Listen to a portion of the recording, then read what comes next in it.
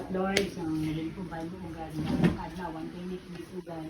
Lord, salamat, Lord, sa pagdihon mo, pagpatubo mo ugad, pag-bless mo kay Niknik ugad sa iyang ika-21st birthday. Salamat, Lord, sa iyong pag-bless, pag-provide sa tanan ng kinahanglanon ugad, even daw sa pag-eskwela, pag-desisyon Niknik sa iyang kabuhi ugad.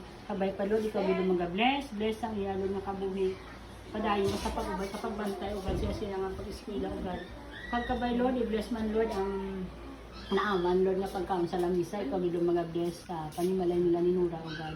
Sa kay Bindo, sa kauturan, Lord, ni Niknik, kang si Anan, kang si Dandan ugad, paglabas sa tanan ang gamay nga bata, nga si Niknik, Sawila. Lord, salamat, Lord, sa pag-bless sa sininga panimalay, kabay pa, Lord, padayon mo sa pag-ubay, kapag bantay sa kay Niknik. I-bless siya, Lord, kaya siya may lawas ugad, kag madamo pa nga birthday nga i-provide mo ugad sa iya. I-bless, Lord, ang kaming namon nga New Year. Sa amon tanan, pamilya namon ni Nura. Kabay pa, Lord, nandyan ka pirmi sa amon tupad. Thank you, Lord, sa bisita na mga nag-iisa, si Nine, kay si Gina. Lord, salamat sa liwat, Lord, kabay pa, Lord, ikaw, Lord, magpadayon sa pag-ubay, kapag bantay kay Niknik sa iyang panakaton, pagpanakayon, pagkatulog, Lord, always you here sa amon tanan.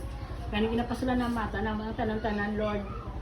Imitanan akong inaampugan sa imo in Jesus name I pray. Amen.